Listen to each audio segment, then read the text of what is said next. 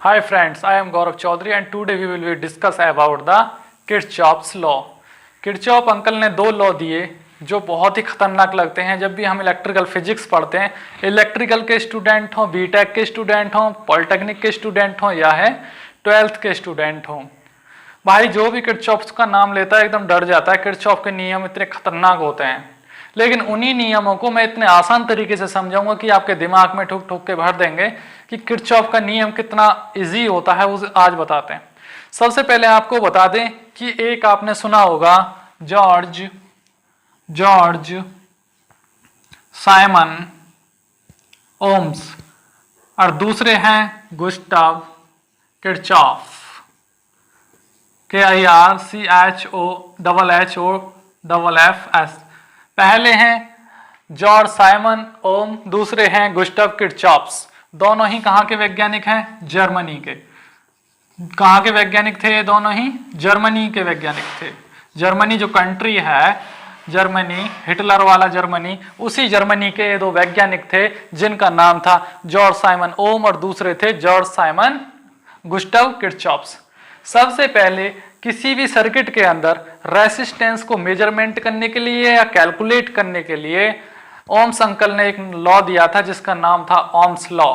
Ohms uncle ने बोला अगर किसी भी चीज को तुम I = V/R लिखोगे तो करंट पता चलेगा, V = IR लिखोगे तो वोल्टेज पता चलेगा, R = V/I लिखोगे तो रेसिस्टेंस पता चलेगा। फिर अलग से दो लॉ और दिए, एक का नाम था सीरीज लॉ, एक का नाम था पैरेलल लॉ।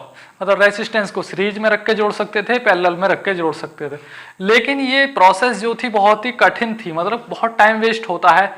जो ओम्स अंकल हैं यानी कि जॉर्ज साइमन अंकल हैं, जॉर्ज साइमन ओम जो अंकल हैं, उनके जो लॉ हैं वो बहुत ही टाइम वेस्ट करते हैं। हो तो जाता है, उससे बहुत इजीली भी हो जाता है, समझ में भी आ जाता है, लेकिन टाइम बहुत वेस्ट होता है एग्जाम के पॉइंट ऑफ व्यू से। फिर एक नए साइंटिस्ट है जिनका नाम था गुस्टाव किरचॉफ्स, दूसरे थे किरचॉफ अंकल। तो किरचॉफ अंकल ने बोला तुम्हारे ही लॉ यूज करेंगे। ओम्स से बोला तुम्हारे ही लॉ यूज करेंगे, तुम्हारे ही फॉर्मूले यूज करेंगे और तुमसे सुपर फास्ट लॉ बना के दिखाएंगे। मतलब तुमसे सुपर फास्ट और खतरनाक, जो टाइम को एक्सपेंड होने से बचाए, टाइम को खराब होने से बचाए और बहुत सुपर फास्ट तरीके से कैलकुलेशंस को कर दे और इतने जटिल से जटिल, इतने टफ से टफ क्वेश्चंस को सॉल्व कर दे जो कि रेसिस्टेंस यानी ओम्स लॉ से करना पॉसिबल नहीं था। तो यही है आपके किरचॉफ्स लॉ।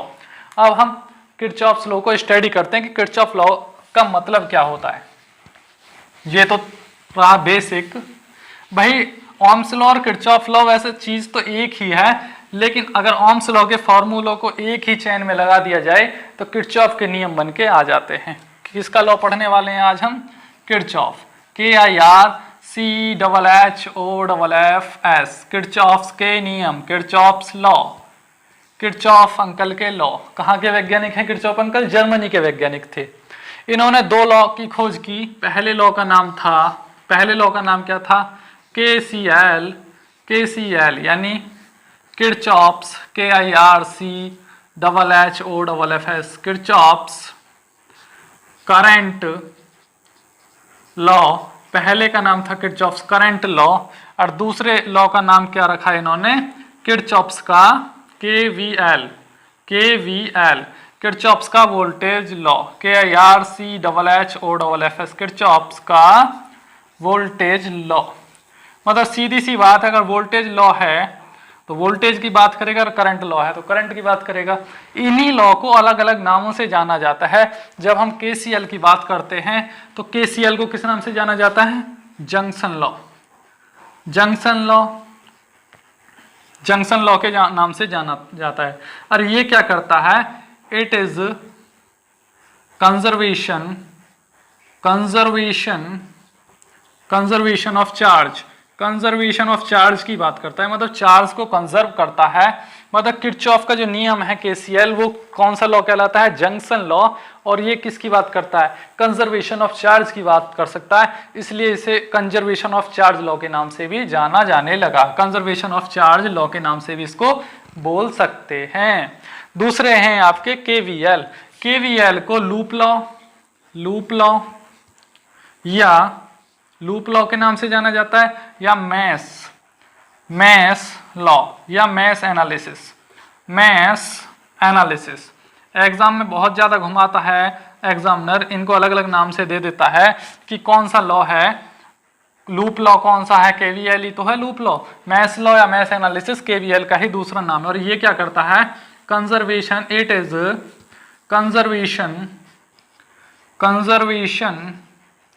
ऑफ एनर्जी की बात करता है, यानी कि कंजर्वेशन ऑफ एनर्जी की बात करता है। हमारा केसीएल किसकी बात करता था, कंजर्वेशन ऑफ चार्ज की बात करता था, जबकि केवीएल किसकी बात करता है, कंजर्वेशन ऑफ एनर्जी की।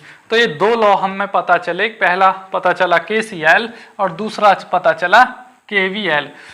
किरचॉफ अंकल ने कोई और लॉ नहीं दिया, फिर यही दो लॉ दिए, पहले का नाम केसीएल, दूसरे का नाम KVL.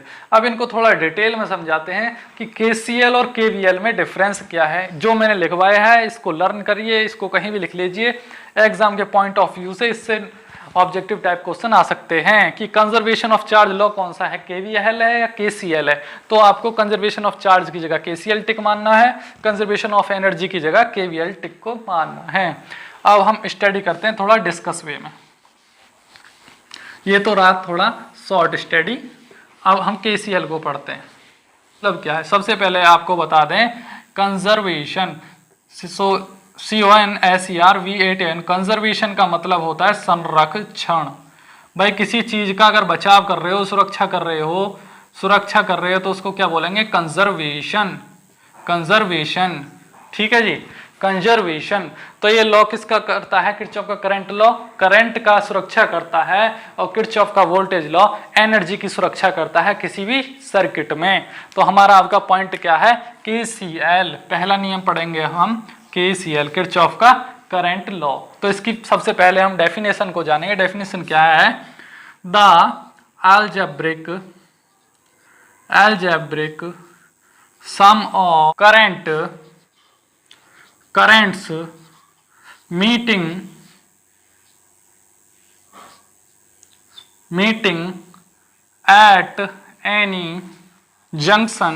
meeting at any junction is equals to 0। भाई इसका मतलब क्या समझते हैं हम, ये बोल दिया इसने, the algebraic sum of current meeting at any junction is 0। इससे आपको कुछ समझ में नहीं आया, ये सिर के ऊपर से चला गया। अब आपको समझाते हैं कि इसका मतलब क्या है। मान लीजिए आपके घर में लाइट आ रही है बाहर से, आपने एक तार खींच लिया, बिजली का एक वायर खींच लिया, जिस वायर के अंदर 5 एम्पियर करंट आ रहा है। कितना एम्पियर करंट आ रहा है बाहर से, आपके घर के बाहर से जो केबल खिंचा होता है उसमें कितना करंट आ रहा है, 5 एम्पियर। उस 5 एम्पियर को आप डिस्ट्रीब्यूट करके किस तरीके से यूज करते हो। मान लीजिए 0.5 एम्पियर आपने किसको दे दिया, बल्ब को दे दिया, किसको दे दिया, बल्ब को दे दिया। 1 एम्पियर आपने किसको दे दिया, 1 एम्पियर आपने हीटर को दे दिया, 3.5 यानी 3.5 एम्पियर मोटर को दे दिया, 1 एम्पियर हीटर को दे दिया और 0.5 एम्पियर बल्ब को। मतलब जितना बाहर से आया इनकमिंग करंट उतना ही सर्किट में यूज हो गया। तो ये ही तो अलजेब्रिक सम कहलाता है, incoming equals to outgoing. Outgoing मतलब जितना आएगा उतना ही खर्च हो जाएगा, उतना ही जाएगा किसी सर्किट में। ऐसा नहीं है 5 एम्पियर जा रहा था, कुछ लॉस हो गया, आगे 4 एम्पियर ही बढ़ रहा है, ये नहीं है। जितना आ रहा है उतना ही आगे जा रहा है किसी भी सर्किट के अंदर। तो इसी चीज को क्या बोलता है, किरचॉफ्स कंजर्वेशन ऑफ चार्ज। मतलब जितने इलेक्ट्रॉन पीछे से आ रहे हैं, इलेक्ट्रॉन की वजह से ही तो करंट फ्लो होता है। The flow of electron in any definite direction is known as electric current. मान लीजिए किसी सर्किट में इलेक्ट्रॉन बह रहे हैं, इसलिए करंट बह रहा है, इसलिए किरचॉफ क्या बोलता है, कंजर्वेशन ऑफ चार्ज, यानी इलेक्ट्रॉन की बात करता है किरचॉफ। मतलब जितने इलेक्ट्रॉन पीछे से आ रहे थे भागे भागे, जितने इलेक्ट्रॉन आ रहे थे उतने ही आगे खर्च हो रहे हैं, बीच में कहीं भी एक्यूमुलेट नहीं हो रहे हैं, चिपक नहीं जा रहे हैं। उस केबल में ऐसा थोड़ी है 5 एम्पियर पीछे से आया, 1 एम्पियर कहीं चिपक गया, 4 एम्पियर खर्च हो रहा है, आगे जाके 3 एम्पियर चिपक गया, कहीं खत्म। ऐसा नहीं है, जितना बाहर से आएगा सर्किट में उतना ही यूज होगा। वो बात अलग है, रेजिस्टेंस लॉसेस होंगे लेकिन यूज तो सारा ही होगा, चाहे हीट की फॉर्म में हो चाहे किसी फॉर्म में हो। तो किरचॉफ यही बात कहता है, कंजर्वेशन ऑफ चार्ज की बात कर रहा है। जितना 5 एम्पियर आया, भाई 5 एम्पियर क्या है, आया, इसको लिख दो आया यानी कम, 5 एम्पियर कम, तो जाएगा कितना 0.5 प्लस 1 प्लस 3, 3.5, मतलब टोटल ये खर्च है ना, ये हमारा क्या है, खर्चा है। घर के अंदर बाहर से जितना आ रहा है उसी में तो कहीं कोई वायर जा रहा है, किसी कोने में कोई वायर जा रहा है, छोटा छोटा डिस्ट्रीब्यूट करके हम उसको क्या कर लेते हैं, यूज। तो ये क्या है 5 एम्पियर, और इसका सम करोगे तो ये भी 5 एम्पियर ही आएगा। 5 एम्पियर बराबर ये आने वाला, ये क्या है, आया, बाहर से आया और ये चला गया 5 एम्पियर, ये गो। मतलब the sum of incoming current equals to the sum of outgoing current is equals to 0, that is known as Kirchhoff's current law. It is also known as conservation of charge. यही बात करता है conservation of charge की, और इसी को क्या बोलते हैं, जंक्शन। अब जंक्शन क्यों बोलते हैं, ये जो जंक्शन लिखा है इस डेफिनेशन में, the algebraic sum of current meeting at any junction. भाई ये जंक्शन होता क्या है, जंक्शन समझाते हैं अब आपको थोड़ा इसी लैंग्वेज में। मान लीजिए एक ट्रेन इधर से आ रही है, एक ट्रेन इधर से आ रही है, एक ट्रेन इधर से आ रही है, एक ट्रेन इधर से आ रही है। ट्रेन क्या है, आ रही हैं, ये क्या है, ट्रेन्स। बहुत सारी ट्रेन अगर एक ही स्टेशन पे आके खड़ी हो गई तो जहां बहुत सारे रास्ते एक जगह मिलते हैं, जैसे आपके गांव के अंदर चौराहा होता है या सिटी के अंदर कोई भी डिवाइडर या चौराहा होता है, तो वहाँ बहुत सारे रास्ते एक जगह मिलते हैं, उसी को क्या बोलते हैं हम, जंक्शन। मतलब एक पॉइंट निश्चित, चारों ओर से आने वाले रास्ते एक चौराहे पर मिल रहे हैं, उस चौराहे को क्या नाम दे दिया, जंक्शन। मतलब इतना सारा करंट, यहाँ से इस चौराहे पर करंट आया, इस चौराहे पे क्या है, पीछे से करंट आया बिजली की लाइन से, मतलब पोल से करंट आया और इस चौराहे से डिस्ट्रीब्यूट हो गया, तो इस चौराहे पे करंट कितना हो गया, 0। करंट कितना हो गया इस चौराहे पर, 0। भाई जितना आया उतना ही खर्च हो गया, तो इस चौराहे पर कितना करंट हो गया, 0। और इस चौराहे को क्या नाम दे दिया, जंक्शन। ठीक है जी। तो इसी डेफिनेशन को आप याद रखिए, the sum of current meeting at any junction is equal to 0। 0 होता है ना, किसी भी जंक्शन पे करंट कितना होता है, 0, इतना याद रखिए। दूसरा याद रखिए, it is conservation of charge, क्योंकि कंजर्वेशन जितना आया उतना ही जाएगा, कंजर्वेशन ऑफ चार्ज की बात करता है। दूसरा, इसको जंक्शन लॉ के नाम से जानते हैं, कंजर्वेशन ऑफ चार्ज लॉ के नाम से जानते हैं, करंट लॉ के नाम से। भाई करंट की बात करता है किसी सर्किट में, तो करंट की बात करता है तो करंट लॉ के नाम से जाना जाएगा। अब थोड़ा इसका एक और थोड़ा समझाते रहते हैं ब्रीफली, इसको नोट डाउन करिए और फिर आगे समझिए, थोड़ा सर्किट के तरीके से समझा देते हैं।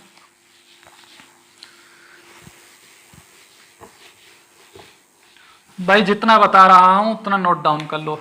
इनकमिंग करंट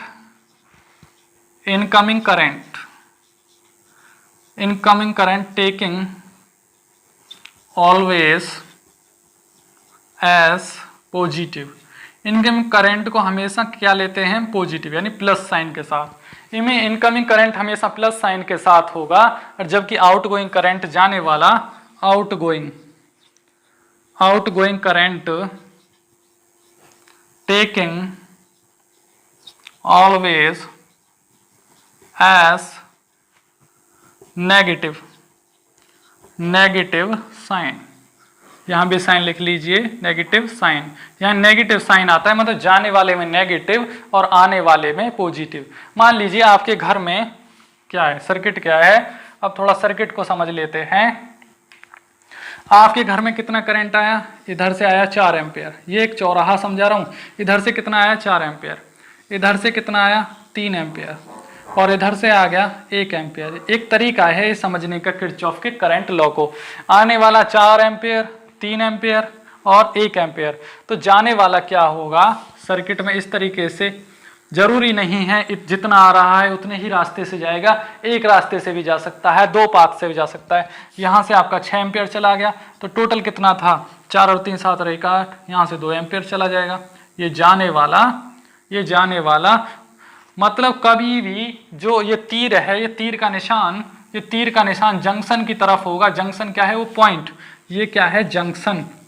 कभी भी तीर का निशान अगर जंक्शन की तरफ होगा तो समझ जाइए वो करंट आने वाला है, और जंक्शन से दूर की तरफ भाग रहा होगा तो समझ जाइए करंट जाने वाला है। ठीक है जी। ये क्या है? जंक्शन। इसको लिख देते हैं जंक्शन के नाम से। जंक्शन, अगर तीर का निशान ऐसे है तो है इनकमिंग करंट। ये क्या है? Incoming current. और कभी भी तीर का निशान जंक्शन से दूसरी तरफ जा रहा है, मतलब जंक्शन से बाहर की तरफ जा रहा है, तो ये क्या कहलाएगा? Outgoing current. मतलब चौराहे से दूर की तरफ भाग रहा है तो आउटगोइंग, अगर चौराहे की तरफ बढ़ रहा है तो इनकमिंग करंट। तो कैसे ऐड करोगे? कैसे ऐड करोगे आप इस सर्किट को? इस सर्किट को भाई, जो इनकमिंग करंट है उसके साथ प्लस प्लस आता है ना, प्लस प्लस प्लस, और जो आउटगोइंग करंट है उसके साथ माइनस माइनस आता है, हमेशा माइनस। तो इसको लिख देंगे हम 4 + 3 + 1, यानी कि थोड़ा अच्छे तरीके से समझ लेते हैं। I1 + I2 + I3, I1 + I2 I3। I1 क्या है? 4 एम्पियर है, I2 3 एम्पियर है, और I3 1 एम्पियर है, बराबर -I1 प्लस -I2।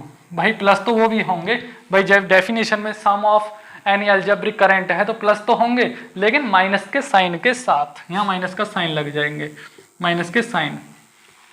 तो माइनस के साइन के साथ यहाँ 6 आएगा, -6, और यहाँ माइनस के साथ क्या आएगा? -2 ब्रैकेट में। तो ये क्या हो जाएंगे? ये 4 और 3 7 और 1 8 एम्पेयर, और ये क्या हो जाएगा? ये भी हो जाएंगे -8 एम्पेयर। तो हमेशा जाने वाला -8 के साथ है और आने वाला +8 के साथ है। तो माइनस साइन ये दर्शा रहा है, minus sign represent outgoing current. ये डेफिनेशन लिखी हुई है, outgoing current always taking as negative sign. तो आपको किरचॉफ का करंट का नियम बहुत अच्छे से समझ में आ गया होगा। अब एक सर्किट ज्ञात कर लेते हैं। क्या कर लेते हैं? सर्किट सॉल्व कर लेते हैं। किरचॉफ के करंट लॉस पे डिपेंड जो सर्किट करता है। चलो उससे पहले थोड़ा KVL पे भी ब्रीफली स्टडी कर लेते हैं। KCL तो आपको समझ में आ गया, अब बात करते हैं KVL की। तो KVL को मैंने आपको बताया था, ये क्या होता है? लूप लॉ होता है। पहली बात तो लूप लॉ, दूसरा इसको मैश लॉ के नाम से जानते हैं, मैश लॉ। मैश एनालिसिस के भी नाम से जानते हैं, मैश एनालिसिस। एनालिसिस क्या होता है? एनालिसिस का मतलब क्या होता है? एनालिसिस, एनालिसिस का मतलब होता है कैलकुलेशन, कैलकुलेशन। और कैलकुलेशन का ही दूसरा नाम क्या होता है? मेजरमेंट। भाई कभी भी फिजिक्स के नामों से वर्ड्स, फिजिक्स में बहुत कंफ्यूजन वाले वर्ड्स आते हैं, उनसे कभी भी कंफ्यूज नहीं होना है। एनालिसिस बोलो, कैलकुलेशन बोलो या मेजरमेंट बोलो, बात एक ही है। तो ये क्या कहता है? Loop law, mesh law, loop law या मैश एनालिसिस। और ये क्या करता है? It is conservation of energy की बात करता है। तो अब इसकी डेफिनेशन जान लेते हैं, तब आप समझेंगे कि ये तीनों नाम क्यों आए। सर्किट और मैश, किसी भी सर्किट और मैश की बात करता है। मैश किसको बोलते हैं? मैश भी सर्किट को ही बोलेंगे। भाई जब भी मैश बोलेंगे, लूप बोलें या सर्किट बोलें, बात एक ही है। मैश बोल दे, सर्किट बोल दे या लूप बोल दे, बात एक ही है, बात एक ही है, नाम अनेक चीज एक। इन एनी क्लोज सर्किट और mesh the algebraic sum of EMF and voltage drops across the resistances is equals to 0। भाई इससे क्या समझे आप? ये डेफिनेशन लिख गई, इन एनी क्लोज सर्किट और mesh the algebraic sum of EMF and voltage drop across the resistance is 0। ये क्या समझे आप? एक सर्किट बना लेते हैं तब आपको समझ में आएगा। ये क्या है?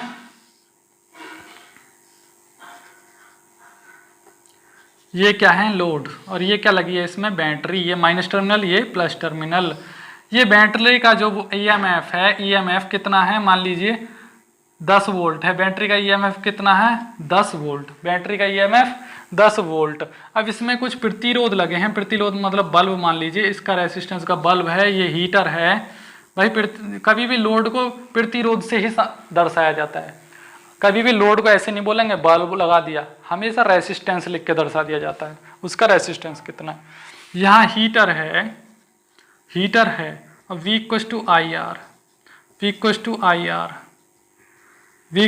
आई आर, मतलब इनके अक्रॉस जो टोटल वोल्टेज ड्रॉप होगा, मतलब इन रेसिस्टेंसेस के, तीनों रेसिस्टेंसेस के अक्रॉस जो वोल्टेज ड्रॉप होगा वो टोटल मिला के 10 वोल्ट बैठेगा, 10 वोल्ट बैठेगा।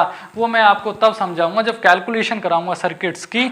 मेरे कहने का मतलब है ये जो ईएमएफ है कितना है 10 वोल्ट, ईएमएफ कितना है 10 वोल्ट, तो इनके अक्रॉस जो ईएमएफ टोटल वोल्टेज ड्रॉप निकलेगा ना तीनों लोड्स के अक्रॉस, हीटर बल्ब और जो भी कुछ लगा है उनके अक्रॉस जो वोल्टेज ड्रॉप निकलेगा वो भी 10 वोल्ट ही निकलेगा।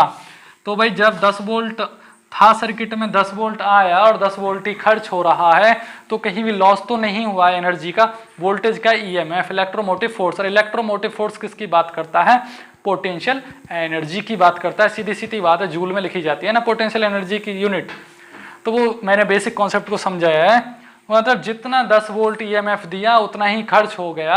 यहाँ से 10 वोल्ट गया और यहाँ से काम करके वापस आ गया, तो कहीं भी वोल्टेज का वो नहीं हुआ लॉस, जितनी एनर्जी दी उतनी ही वापस आ गई। इसीलिए इसको क्या बोला जाता है, it is conservation of energy, यानी एनर्जी कंजर्वेशन लॉ के नाम से इसको जाना जाता है। दूसरी बात होती है किसी भी मैश, तो मैश बोला जाता है सर्किट को, लूप भी सर्किट को बोला जाता है, और एनालिसिस का मतलब होता है कैलकुलेशन और मेजरमेंट। तो आपको पता चल गया होगा कि केवीएल और केसीएल में डिफरेंस क्या है। अभी भी आप नहीं समझे होंगे, अभी सिर्फ आपने बेसिक समझा कि केसीएल क्या होता है, केवीएल क्या होता है। अब थोड़ा और बता देते हैं आपको ब्रीफली, इस डेफिनेशन को मैं रफ करता हूं।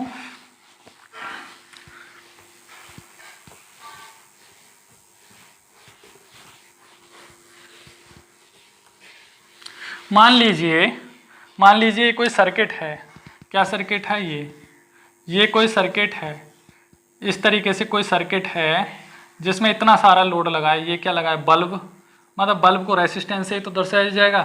ये आपका हीटर लगा है, हीटर, और ये क्या लगा है, फैन। ये सभी पैरेलल में कनेक्टेड हैं, और यहाँ से क्या लगी है उनमें, बैटरी। ये टर्मिनल नेगेटिव और ये पॉजिटिव टर्मिनल। बैटरी लगा दो या केबल लगा दो, क्या लगा दो, केबल या बैटरी। केबल का मतलब जो बाहर से लाइन आती है बिजली की, जो विद्युत की इलेक्ट्रिसिटी की लाइन आती है वो केबल है, और ये बैटरी जो आपके घर में इन्वर्टर है वो बैटरी इन्वर्टर है। ठीक है जी। तो यहाँ से क्या लगा दिया आपने, दो तार, एक रेड होता है, रेड, और एक आपका ब्लू ले लो। दो तार लगाते हो ना आप, एक रेड होता है एक ब्लू लेता है। सर्किट में आपने दिए दो तार के बाद पैरेलल में कनेक्टेड हैं आपके लोड। पहले बल्ब लग रहा है, फिर हीटर, फिर फैन, ये पैरेलल में कनेक्टेड हैं। अब बोलेगा आपसे इस सर्किट का करंट ज्ञात करो, वोल्टेज ज्ञात करो और प्रतिरोध ज्ञात करो। तो प्रतिरोध ज्ञात आप रेसिस्टेंस से भी कर सकते हैं, रेसिस्टेंस लॉ लगा के। करंट आप ओम्स लॉ से कर लो, वोल्टेज भी ओम्स लॉ से कर लो, लेकिन उसको उन लॉ को ना लगा के, भाई पहला नियम क्या लगा सकते हैं, ओम्स अंकल का लॉ, ओम्स लॉ लगा सकते हैं। ओम्स लॉ से आप वोल्टेज ज्ञात कर सकते हो, करंट भी ज्ञात कर सकते हो और रेसिस्टेंस भी ज्ञात कर सकते हो। लेकिन ये लॉ ज़्यादा टाइम वेस्ट करता है, इसको ना लगा के हम कौन सा लॉ लगाएंगे, किरचॉफ्स का लॉ, किरचॉफ्स के लॉ, किरचॉफ्स अंकल के लॉ लगाएंगे, जो थोड़े फास्ट हैं, लेकिन उनमें भी ओम्स लॉ का ही यूज़ हुआ, लेकिन थोड़ा फास्ट कर दिया कैलकुलेशन को। अब इस सर्किट को हमें सॉल्व करना है। अब चाहे हम इसको केवीएल से कर लें, केवीएल से भी कर सकते हैं, और इस सर्किट को केसीएल से भी कर सकते हैं, केवीएल से भी कर सकते हैं और केसीएल से भी कर सकते हैं। ऐसा कोई ज़रूरी नहीं है कोई एक अलग से सर्किट आता होगा कि केसीएल का सर्किट अलग होता है या केवीएल का सर्किट अलग होता है। सर्किट सब समान होते हैं, चाहे उसको केवीएल लगा के सॉल्व करिए, चाहे उसको केसीएल लगा के सॉल्व करिए। मतलब सीधी सी बात है, आपको क्या निकालना है, वोल्टेज, करंट और प्रतिरोध। मतलब तो इन चीज़ों को ज्ञात करना है। यहाँ भी यही चीज़ ज्ञात हो रही थी, वोल्टेज, करंट और रेसिस्टेंस, और यहाँ भी हमें, हमारा मोटो क्या है, किसी सर्किट में वोल्टेज ज्ञात करना, टोटल करंट ज्ञात करना और टोटल रेसिस्टेंस ज्ञात करना। हमें भाई किरचॉफ से कोई लेना देना नहीं है, हमारा मेन मोटो है ये तीन चीज़ ज्ञात करना। अब चाहे हम इसमें ओम्स लॉ लगाएं, चाहे किरचॉफ का वोल्टेज लॉ लगाएं, चाहे किरचॉफ का करंट लॉ लगाएं। कोई सा भी लॉ लगा के इस सर्किट को सॉल्व कर सकते हैं। अब नेक्स्ट पॉइंट है हमारा कि सर सर्किट को कैसे सॉल्व करेंगे। आपने 1 घंटे का लेक्चर करा दिया, आपने थ्योरेटिकल तो सब कुछ पढ़ा दिया, लेकिन सर्किट सॉल्व करना नहीं सिखाया। तो अब हमारा पॉइंट है सर्किट न्यूमेरिकल करना। अब सिखाता हूँ, अब आपको सिखाते हैं न्यूमेरिकल।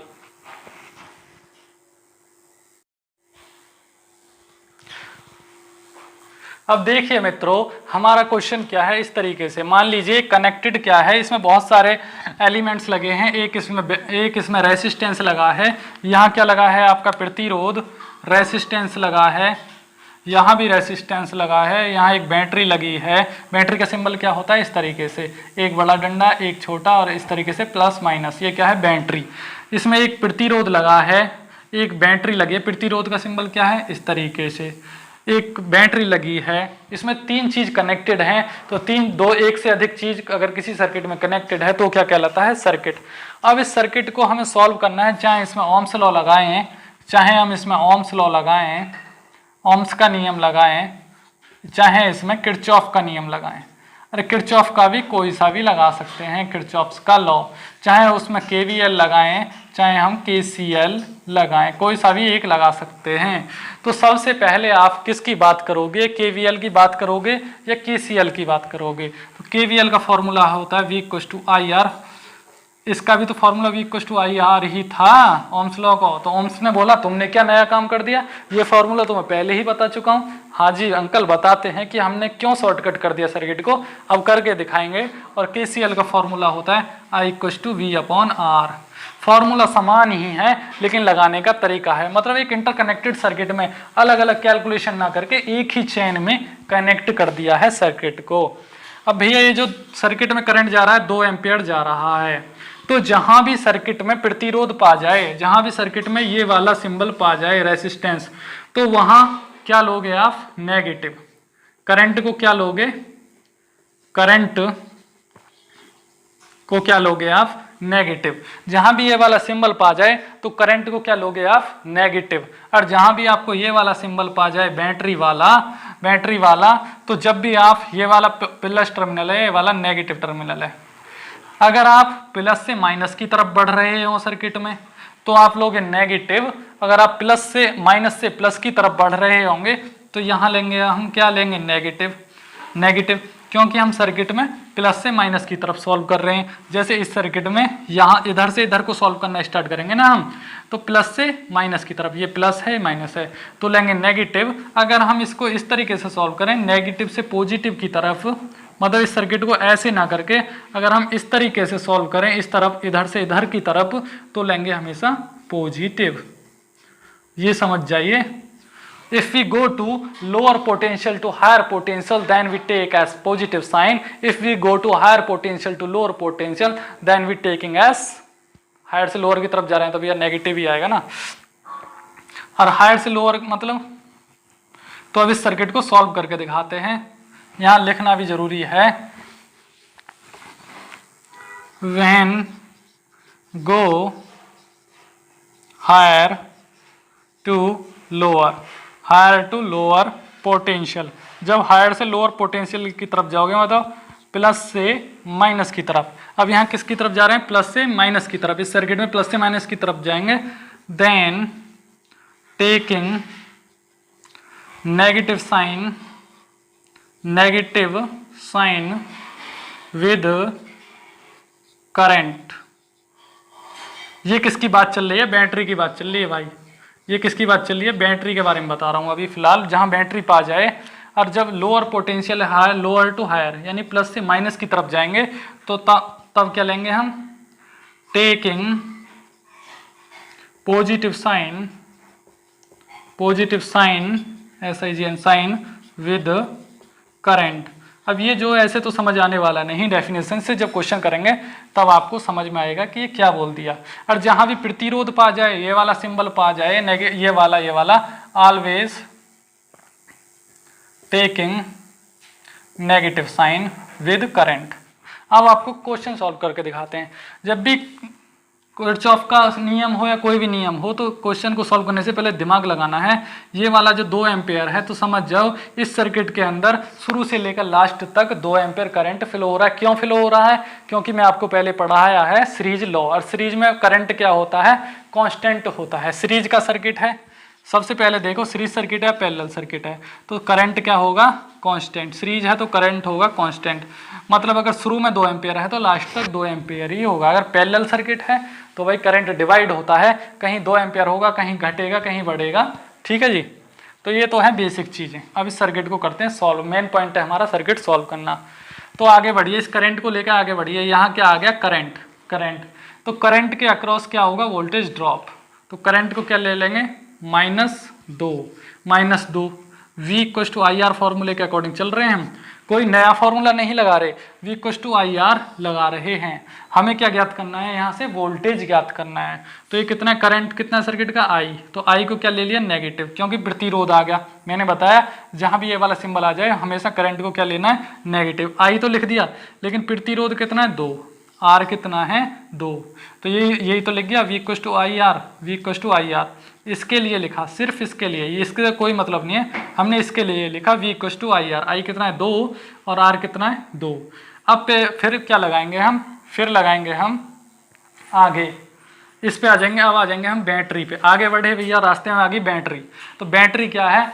हायर पोटेंशियल से लोअर पोटेंशियल की तरफ जा रहा है। तो हमने ये बताया अगर हायर से लोअर की तरफ जाए तो क्या आएगा? Negative sign. यहाँ माइनस, बैटरी का पोटेंशियल कितना? 2, यहाँ आ जाएगा -2।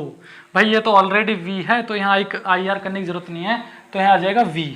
अब आगे फिर क्या मिल गए? Resistance uncle.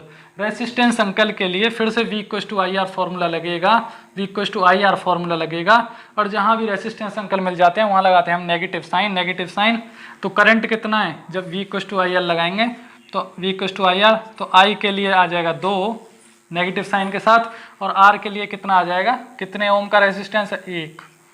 बहुत ईजी है, हमेशा इस चेन में V equal to I R, V equal to I R लगाते चले जाओ शुरू से लास्ट तक। तो कितना हो गया? यहाँ से आ गया -4, 2 दूना 4, -2 और -2 एकम 2।